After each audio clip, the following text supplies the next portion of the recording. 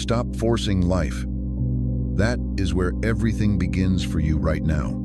Not tomorrow, not after you fix yourself, not when circumstances improve. Right now, because the exhaustion you feel is not coming from life being too heavy. It is coming from the fact that you keep pushing against it, trying to bend it, trying to control it, trying to make it obey your timeline. I know this feeling intimately.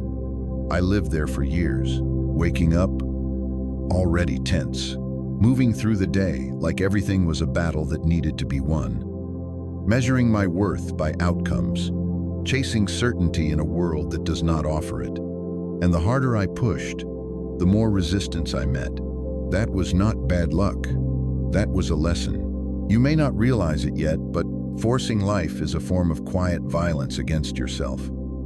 It shows up as overthinking every decision, as replaying conversations in your head, as clinging to plans even when reality clearly moves in another direction, as believing that if you just try harder, sacrifice more, control tighter, then finally things will feel safe. But safety never comes from force. It never has. It comes from alignment.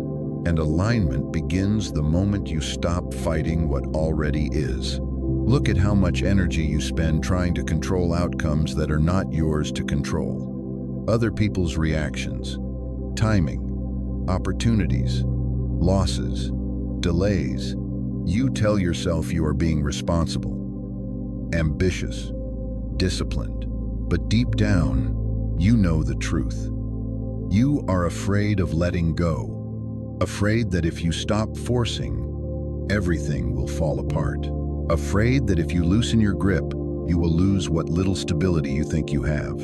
I want you to hear this clearly. What is meant for you does not require violence to arrive. What requires force is usually not aligned with you in the first place. I am not telling you to quit. I am not telling you to become passive or indifferent. This is not about giving up. This is about knowing the difference between effort and force. Effort is focused, calm, intentional. Force is desperate, tense, reactive. Effort comes from clarity. Force comes from fear. When you operate from fear, every obstacle feels personal. Every delay feels like rejection. Every uncertainty feels unbearable. So you push harder. And that is how you lose yourself. There is a quiet truth most people never face. Much of your suffering is self-created. Not because you are weak, but because you are resisting reality. You want things to be different than they are. Right now, you want certainty where none exists. You want control in a world that moves on its own rhythm. Life does not punish you for this. It simply refuses to cooperate. And that refusal is not cruelty. It is correction. When you stop forcing, something strange happens. You begin to see clearly. You notice where you actually have power and where you never did. You realize that your energy is limited, precious, and wasted every time you spend it fighting the inevitable. You start choosing your battles instead of reacting to everything. You respond instead of explode. You move instead of panic.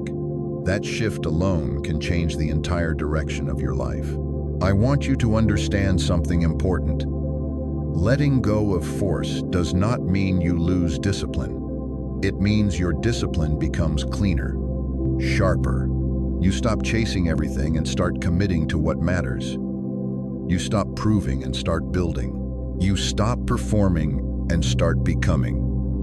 The world does not need you frantic. It needs you grounded. And you do not need to control life to live well inside it. Think about how often you rush decisions because you cannot tolerate uncertainty. How often you cling to people, roles, or identities because the alternative feels like emptiness. But emptiness is not your enemy. Emptiness is space. And space is where growth actually happens. When you stop forcing answers, answers arrive. When you stop chasing validation, confidence forms. When you stop trying to control everything, You finally gain control over yourself. You may feel uncomfortable hearing this because force has been your survival strategy. It got you this far. It helped you endure chaos, pressure, expectation. But survival strategies are not meant to be permanent identities. What once protected you can later imprison you. The same intensity that helped you push through hard times can now be the thing that keeps you tense, anxious, and restless. Growth requires a different posture, a steadier one. Life responds differently when you move without desperation, when you act without needing immediate results, when you commit without obsession. People feel it. Opportunities respond to it. Your nervous system recognizes it. You stop living as if everything is about to collapse and start living as if you are capable of adapting. Because you are. This message is for you because you are tired of pretending that force is strength. You are tired of grinding without peace, tired of achieving without fulfillment, tired of winning battles that cost you yourself. There is another way to live, a quieter way, a stronger way, a way where you still show up, still work, still commit, but without destroying your inner balance in the process. Stop forcing life. Start meeting it. Start listening instead of resisting. Start responding instead of controlling. The moment you do, you will feel it. The tension eases, the fog clears, and for the first time in a long time, you realize that life was not against you. It was waiting for you to stop fighting it. This is not weakness. This is maturity. This is power under control. And once you experience it, you will never confuse force with strength again. Your life is not slipping away because time is moving too fast. It is slipping away because your mind is rarely where your body is. You wake up physically present, but mentally, you are already somewhere else, replaying what went wrong, imagining what might go wrong, planning, regretting, anticipating, judging. And while your mind is busy everywhere else, your life keeps happening without you. This is how people lose years without ever truly living them, not through laziness or failure, but through constant mental absence. I learned this the painful way. I used to believe that thinking ahead meant being prepared, that replaying the past meant being responsible, that constant analysis meant intelligence. But what it really meant was that I was never at peace. Even during moments that should have felt calm, my mind was elsewhere, tightening, scanning, calculating. I was surviving in my head instead of living in my body. And maybe you recognize this. You sit with people you care about, but your thoughts are somewhere else. You complete tasks, but your attention is split. You finish days feeling exhausted without knowing exactly why. The present moment is the only place where your life actually exists. Not as a concept, not as a memory, not as a plan. Only here, only now. Everything else is thought. Useful at times, but dangerous when it becomes a permanent residence.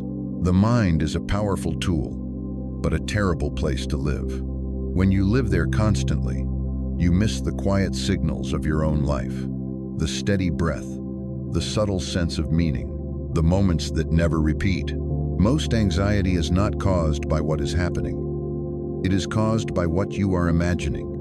Most regret is not about the past itself, but about your refusal to release it. And most suffering is not imposed on you from the outside.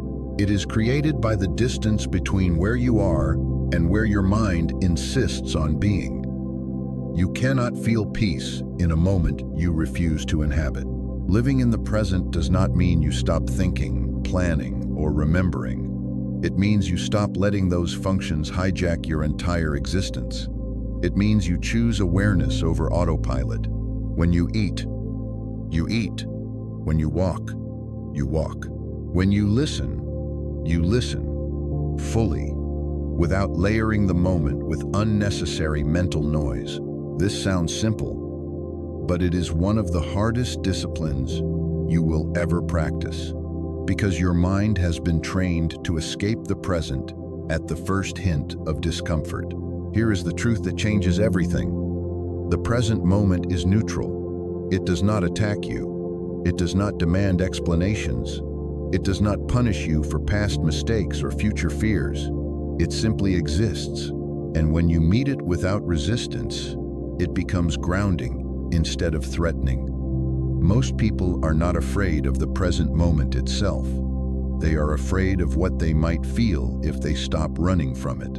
But what you avoid does not disappear. It waits, and it grows louder the longer you ignore it. When you slow down and bring your attention back, something unexpected happens. You realize that many of your problems soften when you stop mentally wrestling with them. The body relaxes. The breath deepens. The urgency fades. You begin to respond instead of react. You stop treating every thought as an emergency. You start recognizing thoughts as events that pass, not commands you must obey. This is not about becoming detached or passive. Presence sharpens you. It improves your judgment. It makes your actions more precise because they are no longer rushed by fear. When you are present, you do not waste energy on imagined catastrophes. You use it where it matters, on what is in front of you, on what you can actually influence. This alone increases effectiveness more than constant mental pressure ever could.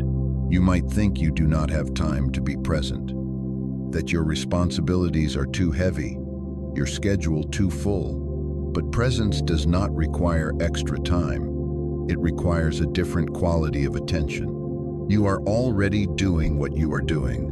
The only question is whether you are there while you do it. Living in the present is not another task to add to your list.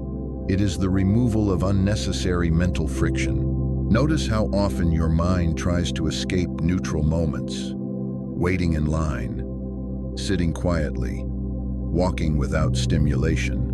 These are moments where presence could naturally arise, yet the mind reaches for distraction. This habit is not harmless. It trains you to associate stillness with discomfort and noise with safety. Over time, you lose the ability to be alone with yourself without tension, and that is a dangerous loss. Because if you cannot be present with yourself, you will always be seeking relief outside. When you reclaim the present moment, you reclaim your life at its root. You stop postponing peace. You stop telling yourself that calm will arrive after everything is resolved. Life is never fully resolved. There will always be uncertainty, unfinished business, unanswered questions. Waiting for perfect conditions is another way of abandoning the only moment you have. Presence is not a reward for having life figured out. It is the foundation that allows you to move through uncertainty without breaking. I want you to understand this deeply.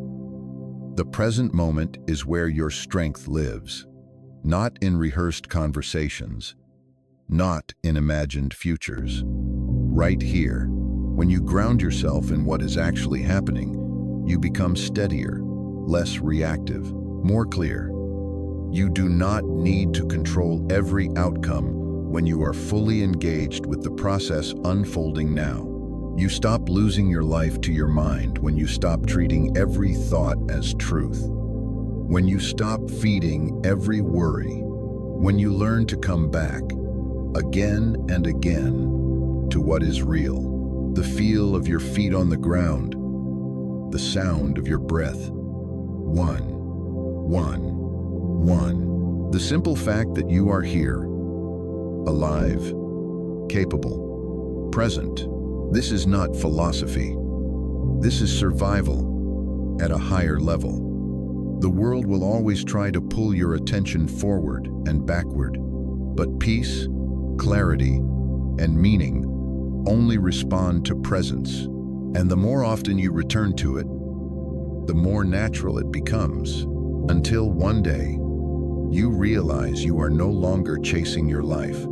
You are finally living it. Nothing you are experiencing right now is permanent. Not the pain in your chest, not the confusion in your mind, not the uncertainty that keeps you awake at night. It feels permanent because you are inside it. But everything changes, everything moves, everything passes. The moment you truly accept this, something inside you loosens. You stop gripping life as if one wrong move will destroy you. You stop panicking at every shift.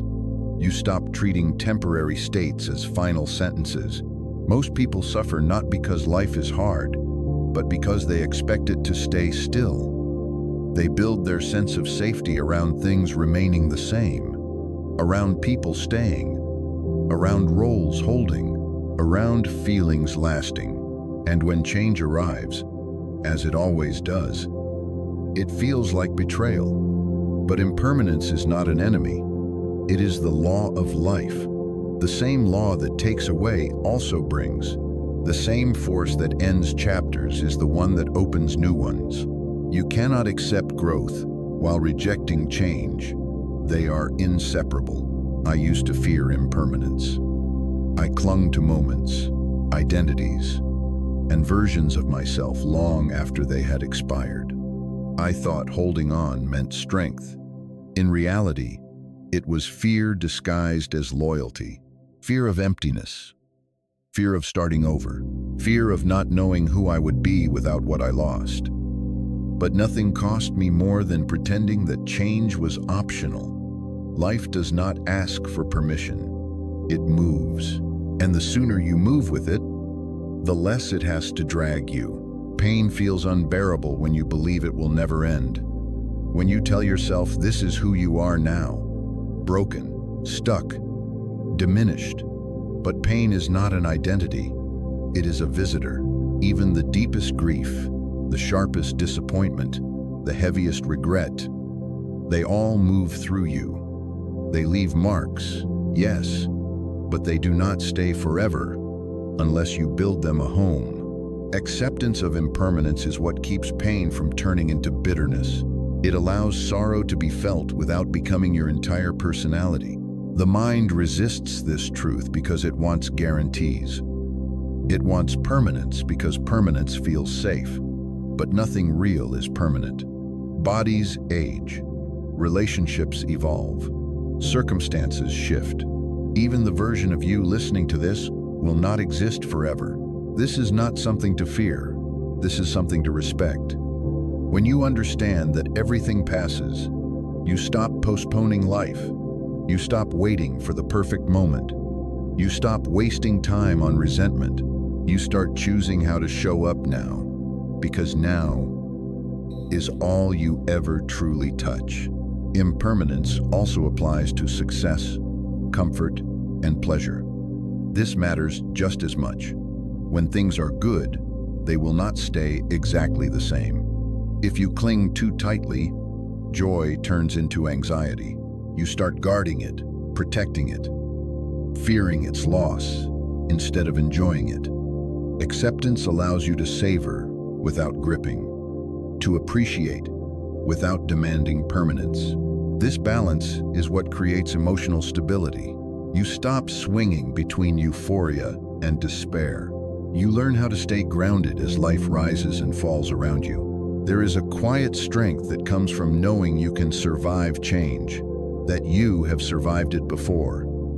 Think about the hardest moments you thought would break you. You are still here, different perhaps, wiser, more layered. But here, this is evidence, not theory. Impermanence did not destroy you. It shaped you, and it will continue to shape you, whether you cooperate or resist. Resistance only adds suffering to an already temporary experience. When you accept that everything passes, you stop personalizing loss. You stop asking why this happened to you and start asking how you will move forward with it. You stop replaying endings and start honoring transitions. This does not make you cold or detached. It makes you present. It allows you to love deeply without demanding guarantees, to commit without illusion, to care without clinging. The fear of impermanence often shows up as control. You try to manage outcomes, people, and timelines to avoid loss. But control is fragile. It collapses the moment reality shifts. Acceptance is resilient. It bends without breaking. It understands that life does not owe you consistency. It owes you experience, growth, movement. And when you align with that, you stop being shocked by change and start navigating it. Even your thoughts and emotions are impermanent. The anxiety you feel now is not a permanent state. The sadness will change shape. The anger will lose intensity. But if you identify with them, if you tell yourself this is who you are, they linger. Acceptance does not mean liking what you feel. It means allowing it to move through without resistance. What flows, heals. What is trapped, festers. You do not need to rush healing. You do not need to force closure. Time is already doing its work. Your only responsibility is not to harden against it. Stay open, stay honest. Stay aware that this moment, no matter how heavy, is already changing as you experience it. That awareness alone can reduce suffering. It reminds you that you are not trapped. You are passing through. Accepting impermanence does not make life smaller. It makes it more precious. When you know moments do not repeat, you pay attention. You listen better. You choose words more carefully. You forgive faster. You waste less energy on ego and more on meaning. You stop treating life as something to be conquered and start treating it as something to be witnessed. Everything passes, including your pain. This is not a comforting lie. It is a grounding truth. Hold it without rushing it. Let it steady you. And remember, the same impermanence that allows things to end is the reason new beginnings are possible at all. You gain real power the moment you stop trying to control what was never yours. Most of your frustration does not come from what happens to you. It comes from your refusal to accept what is already happening. You argue with reality in your head. You replay events. You imagine different outcomes. You demand explanations that never arrive. And all the while, life keeps moving forward without waiting for your approval. Acceptance is not surrender. It is precision. It is knowing exactly where your influence begins and where it ends, and refusing to waste your energy outside that boundary. I learned this after exhausting myself trying to manage everything and everyone. I believed that if I stayed alert enough, careful enough, involved enough, I could prevent pain, disappointment, and loss. But all that effort only made me tense, reactive, and bitter.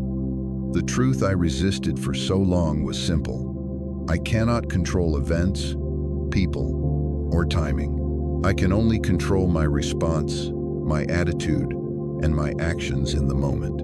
Everything else is noise. Once I accepted this, my life did not become easier, but it became clearer, and clarity changes everything. Acceptance begins with honesty. You admit what is happening without softening it or dramatizing it. You do not deny the facts, and you do not add unnecessary meaning to them. Something failed. Someone left. A plan collapsed.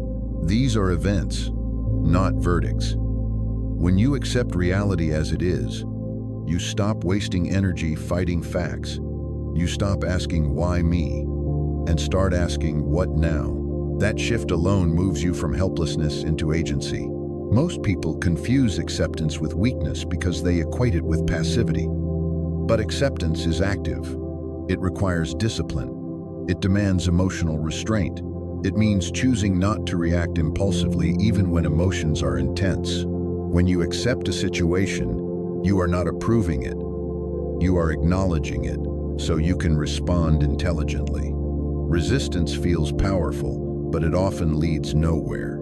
Acceptance looks quiet, but it allows movement. There is a clear line between what is within your control and what is not. Your thoughts, your choices, your effort, your integrity, your preparation. These belong to you. Other people's opinions, moods, decisions, and reactions do not. When you confuse these categories, you suffer. You try to manage impressions. You chase validation. You adjust yourself endlessly to be understood or accepted. Acceptance teaches you to release that burden. You do your part well and let the rest unfold. When you stop fighting what you cannot change, your mind becomes calmer. Not because life suddenly cooperates, but because you are no longer burning energy on impossible tasks. This calm is not indifference, it is focus. You direct your attention toward what actually responds to effort. Your work improves. Your relationships stabilize. Your sense of self becomes less fragile because it is no longer tied to outcomes beyond your influence. Acceptance also changes how you experience discomfort. Instead of immediately trying to escape it, you observe it. You notice its shape, its intensity, its movement. You realize that discomfort is often temporary and rarely fatal. This realization builds resilience. You stop panicking every time life feels uncertain. You stop interpreting difficulty as failure. You see challenges as conditions to navigate, not threats to your identity. I am not telling you to accept injustice, harm, or abuse. Acceptance does not mean tolerating what violates your values. It means recognizing reality clearly so you can respond wisely. Sometimes acceptance leads to action. Sometimes it leads to boundaries. Sometimes it leads to walking away. What it never leads to is self-deception. You see what is there, and you choose your response deliberately. The power of acceptance is most visible in moments of disappointment. When things do not go your way, the initial sting is unavoidable, but the prolonged suffering that follows is optional. It comes from replaying, resisting, and demanding that the past be different. Acceptance cuts that loop. You acknowledge the disappointment, learn what you can, and redirect your energy. You do not stay stuck proving that something should not have happened. You accept that it did and move forward. When you accept reality, you also accept yourself. You stop pretending to be unaffected.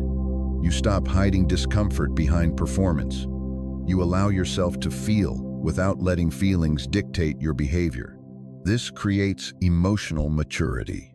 You become someone who can sit with discomfort without collapsing or lashing out.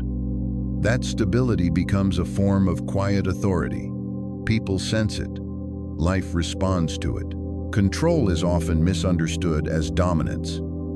In reality, true control is self-mastery. It is the ability to remain composed when circumstances are not ideal. It is the discipline to act according to your values, even when emotions are loud. Acceptance strengthens this capacity. It removes distractions. It anchors you in what you can actually do something about. And that is where real progress happens. You do not need to accept everything all at once.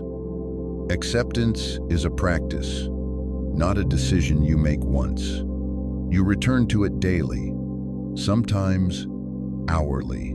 Each time you notice resistance, you ask yourself whether fighting this reality is helping or harming you. Over time, this habit changes your inner posture.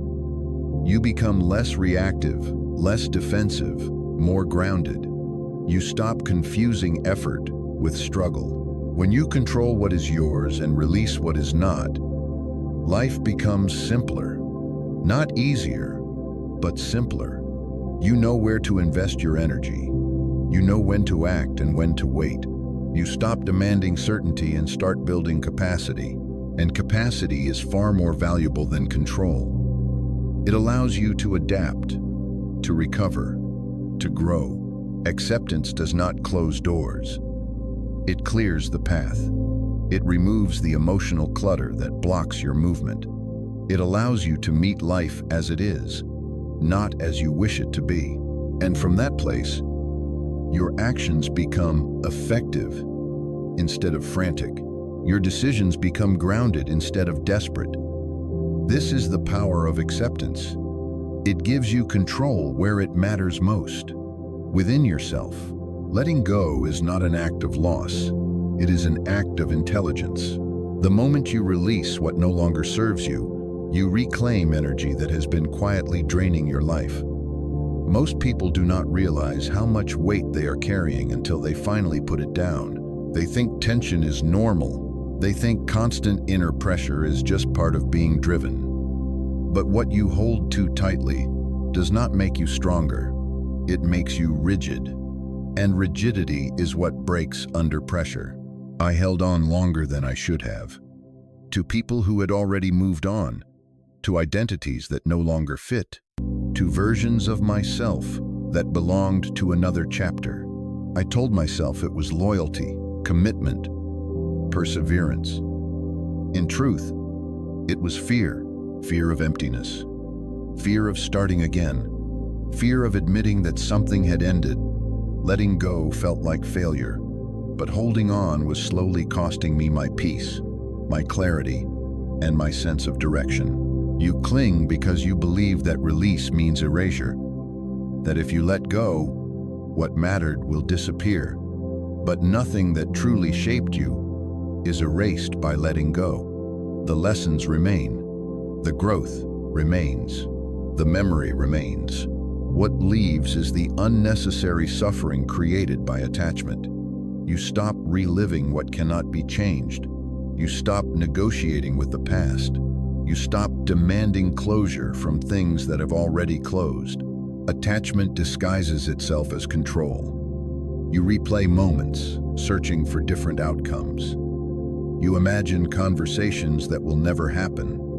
You wait for apologies that may never come. You stay emotionally invested in scenarios that no longer exist. This is not devotion. This is self-imprisonment. The mind believes that by holding on, it is staying prepared. In reality, it is refusing to move forward. Letting go does not mean you stop caring. It means you stop bleeding over things you cannot fix. There is a difference between remembering and reliving, between learning and looping. When you let go, you honor what was without allowing it to dominate what is. You create space, and space is where healing begins. Without space, nothing new can enter your life. No clarity, no momentum, no peace. What you resist releasing often reveals where you are most afraid to trust yourself. You fear that without this job, this person, this identity, you will not know who you are. But the truth is the opposite.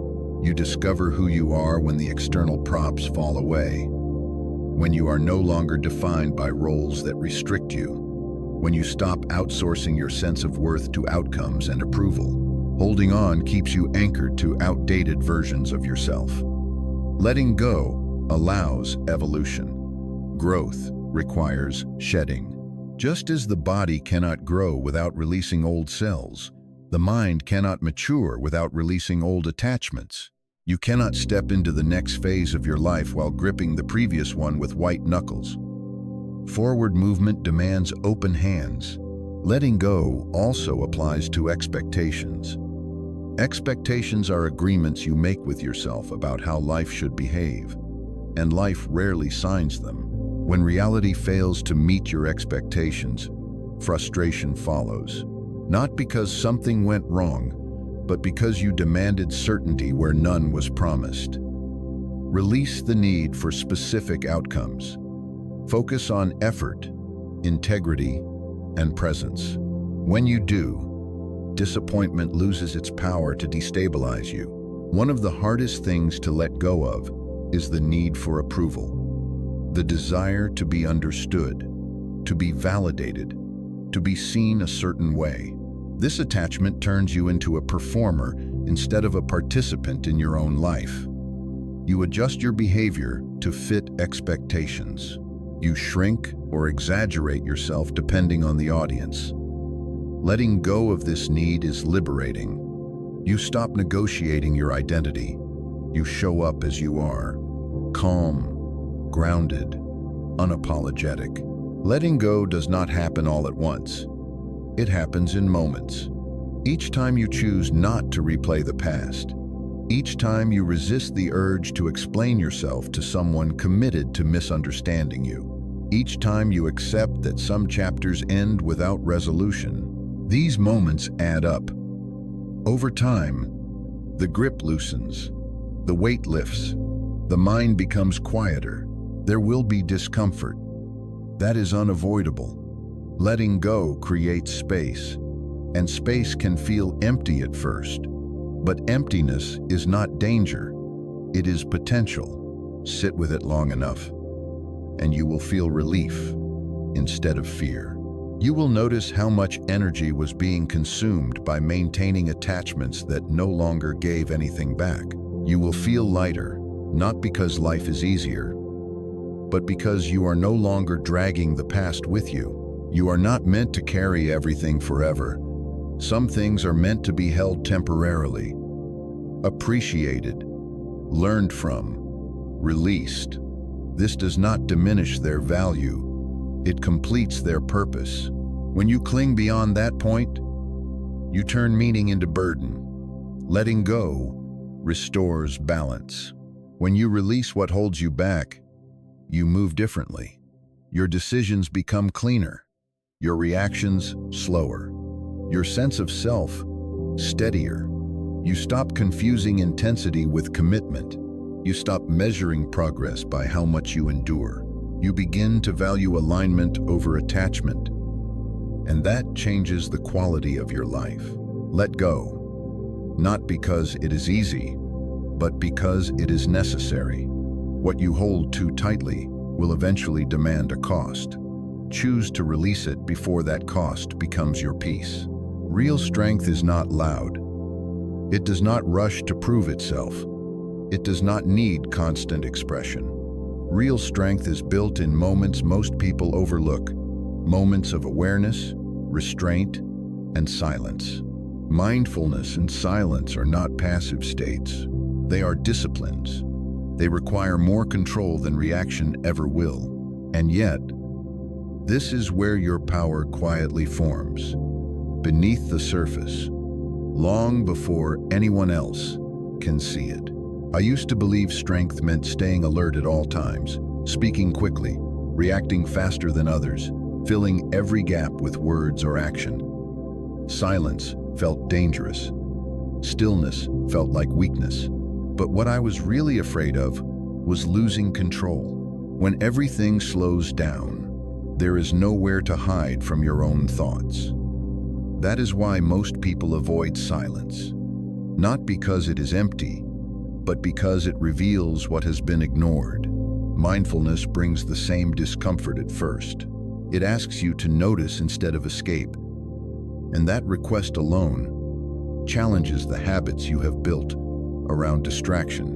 Mindfulness begins with attention, not the scattered kind that jumps between thoughts, but the deliberate choice to stay with what is happening now. Your breath, your posture, the tone of your thoughts, the sensation of tension in your body. This awareness changes your relationship with experience. Instead of being dragged by emotion, you observe it. Instead of reacting automatically, you pause. That pause is not hesitation. It is space. And space is what allows choice. Silence strengthens this space. When you do not rush to speak, you hear more. When you do not immediately respond, you understand more. Silence creates a buffer between stimulus and reaction.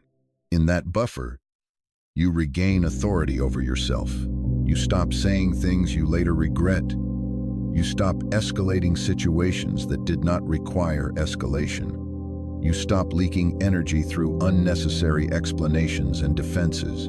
Silence teaches you that not every thought deserves expression, and not every situation requires your input.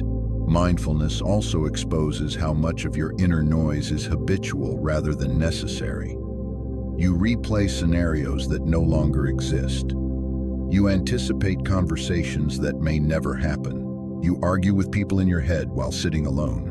When you bring awareness to this pattern, it loses its grip. You realize how often your mind is trying to protect you from discomfort by keeping you busy. But constant mental activity is not protection. It is exhaustion. Mindfulness interrupts this cycle by anchoring you in what is real rather than what is imagined.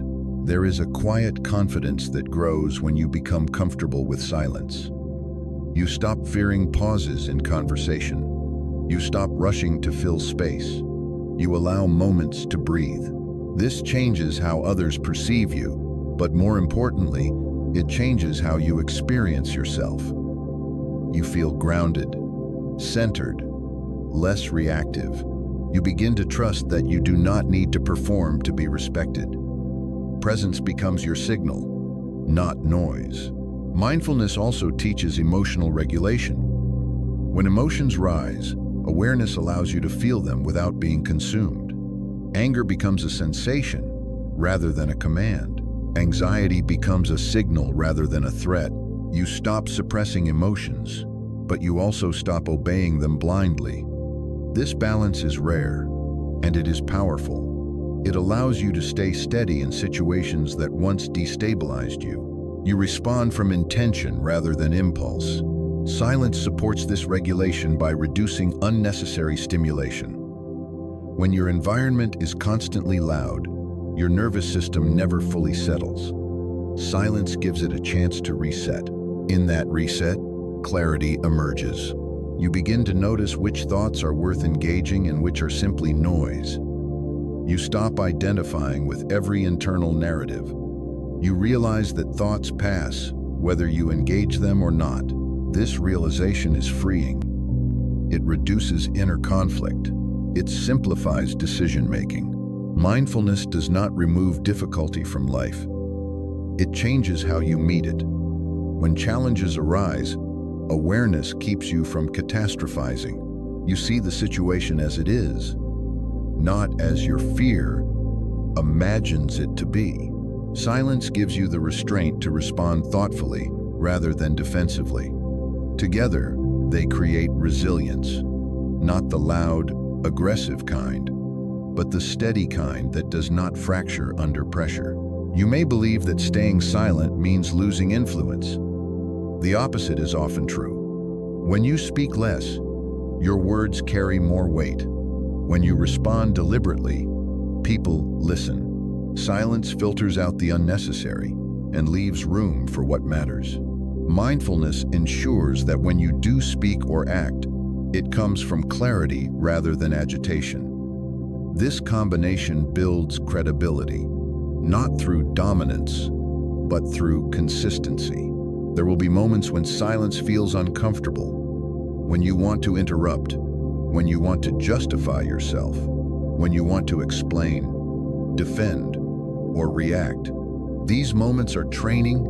Each time you choose awareness over impulse, you strengthen self-control. Each time you allow silence instead of noise, you reinforce inner stability. Strength is not built in grand gestures. It is built in these small, repeated choices. Mindfulness and silence also deepen your relationship with yourself. You begin to notice patterns, triggers, habits of thought that no longer serve you. This awareness allows change without force. You do not need to attack yourself to grow. You simply need to see clearly. Silence provides the space for that seeing. It removes distraction so insight can surface naturally. When you practice mindfulness regularly, silence stops feeling empty. It becomes rich, full of subtle information. You notice shifts in mood before they become overwhelming. You sense when to rest and when to act. You develop an internal compass that does not rely on constant external input. This autonomy is strength.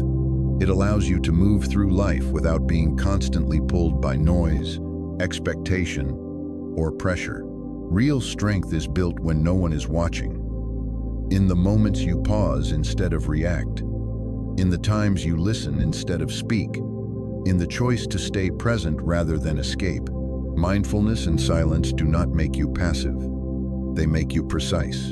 And precision is what allows you to act with power when action is truly required. This is where real strength is built. Quietly, consistently, within. Happiness is not waiting for you at the finish line. If it were, most people would never reach it.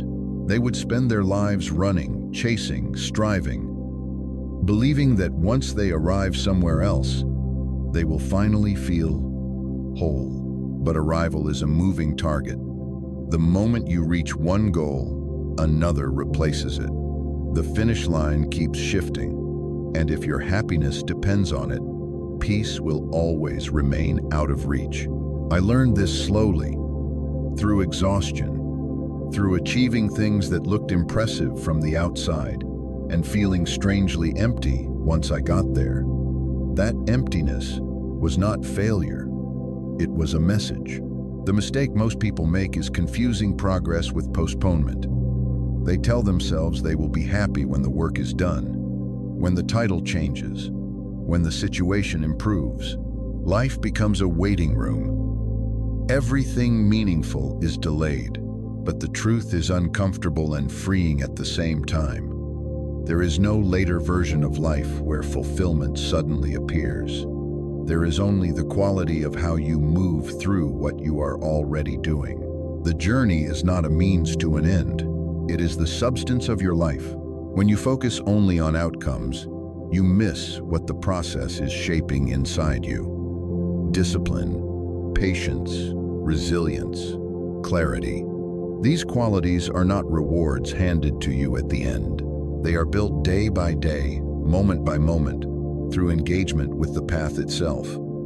If you rush through the journey, you may reach the destination, but you arrive unchanged. And without inner change, external success does not satisfy for long. I used to live in constant anticipation. My attention was always one step ahead of where I was. I was never fully present with the work in front of me, because my mind was already negotiating the next milestone. This created pressure instead of fulfillment. Every step felt like an obligation instead of an opportunity. When challenges appeared, they felt like obstacles blocking happiness rather than part of its formation. That mindset drains joy from even meaningful effort. Enjoying the journey does not mean romanticizing struggle or pretending difficulty feels good. It means recognizing that effort itself has value, that showing up consistently matters, regardless of immediate results. That growth often happens quietly, without applause or clear markers. When you appreciate the process, setbacks lose their power to define you. They become feedback rather than verdicts. You stop asking whether it is worth it and start trusting that engagement itself is meaningful. There is a subtle arrogance in believing happiness only exists at the end of effort. It assumes that the present moment is somehow unworthy until proven otherwise. This belief creates dissatisfaction even in success, because the habit of postponement does not disappear when goals are achieved. It simply attaches itself to new ones. Learning to enjoy the journey breaks this cycle. It teaches you how to be content without becoming complacent. When you shift your focus to the journey, your relationship with time changes. You stop racing against it. You stop measuring your worth by speed. You begin to respect pacing. Some things cannot be rushed without being damaged. Skills take repetition. Character takes experience. Understanding takes patience. When you honor this, you reduce unnecessary pressure. You allow yourself to grow without constant self-criticism. Enjoying the journey also means finding satisfaction in small, often overlooked moments. Progress rarely announces itself loudly. It shows up as slightly better judgment, as calmer reactions, as more consistent effort, These changes are easy to dismiss because they do not feel dramatic, but they are the foundation of lasting fulfillment. When you learn to notice them, your sense of purpose strengthens. You no longer need constant external validation to feel on track. This perspective also protects you from burnout. When your only source of motivation is the finish line, fatigue accumulates quickly. The work feels endless. But when the process itself holds meaning, effort becomes sustainable. You are fueled by engagement rather than urgency. You work because the work matters now, not because it promises future relief. This creates a steadier, healthier form of ambition. There will always be uncertainty about outcomes. You cannot control how things unfold or when results appear, but you can control how you show up today. When you enjoy the journey, you stop demanding guarantees. You invest in actions aligned with your values and trust that growth follows engagement. This trust reduces anxiety. You no longer need to constantly evaluate whether you are winning or losing. You are participating fully, and that is enough. Enjoying the journey does not mean abandoning goals. It means holding them lightly. Goals provide direction, but they are not destinations of happiness. They are reference points. When you understand this, failure becomes less threatening. A missed outcome does not erase the value of the effort invested. The lessons remain. The strength remains. The journey still mattered. Life is not a problem to be solved before you are allowed to feel content. It is an experience unfolding moment by moment. When you postpone happiness, you turn life into a transaction. When you engage with the journey, you turn it into a practice of presence, effort, and appreciation. This practice is where fulfillment quietly grows. Happiness is not waiting at the finish line because there is no final finish. There are only stages, transitions, and continuous movement. When you learn to enjoy the journey, you stop chasing life and start living it. And that shift changes everything. Peace does not arrive through conquest. It begins the moment you stop forcing and allow yourself to move with life instead of against it. Flow is not passivity. It is intelligent alignment. It is the recognition that effort works best when it is guided, not strained. When you stop demanding that life match your expectations, you free yourself to meet it with clarity. This is where peace begins. Not as a feeling you chase, but as a state you cultivate through how you relate to what unfolds. Forcing creates friction. You feel it in your body as tension, in your mind as urgency, in your decisions as haste. You push because you believe pressure will produce certainty, but pressure distorts perception. It narrows your field of vision. You miss signals, you overcorrect, you exhaust yourself trying to bend circumstances that require patience, timing, or acceptance. Flow, by contrast, sharpens perception. It allows you to notice when to act and when to wait. It teaches you to conserve energy for moments that truly require it. I learned that forcing is often a response to fear. Fear of falling behind, fear of missing out, fear of losing control. When fear drives action, even success feels brittle. You reach goals tense, braced for the next threat. Flow emerges when you address fear at its root, when you trust your capacity to adapt, when you understand that not every outcome needs to be controlled to be navigated well. Trust does not eliminate risk, it eliminates panic. Starting to flow does not mean abandoning structure. It means refining it. You keep discipline, but remove desperation. You keep ambition, but release obsession. You show up consistently without demanding immediate results. This balance creates momentum without burnout. You move forward without dragging anxiety behind you. Over time, this way of operating becomes natural. You feel steadier, not because life is easier, but because you are no longer fighting it. Flow requires listening, not only to circumstances, but to your own internal signals. Fatigue is information.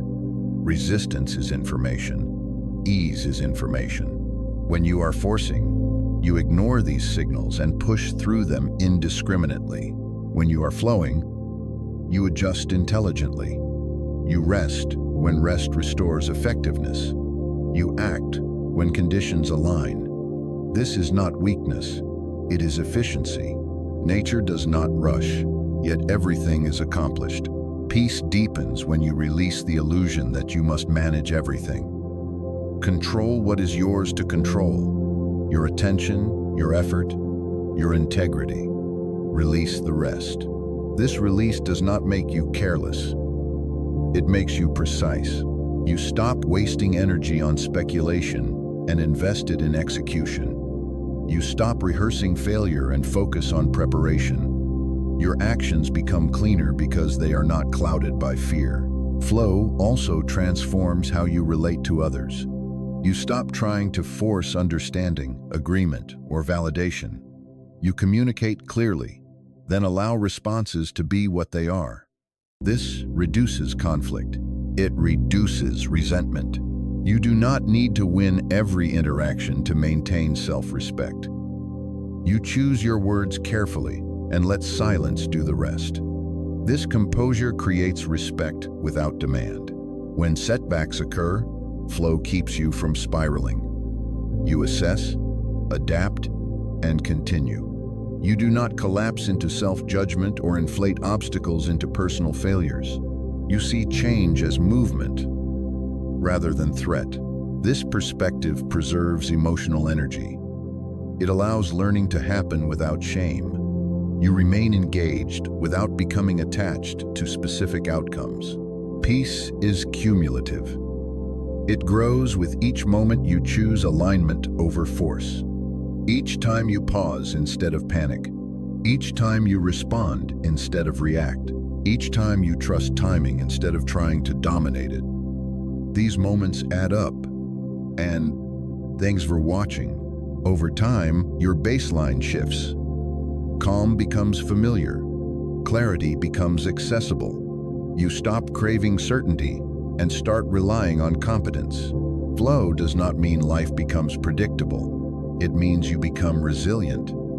You can move through uncertainty without losing your center. You accept that some answers arrive late and some never arrive at all. You do not need closure for every chapter to continue writing the next one. This acceptance is liberating. It allows momentum without anxiety. Peace begins when you stop forcing because force is rooted in resistance. Flow is rooted in cooperation.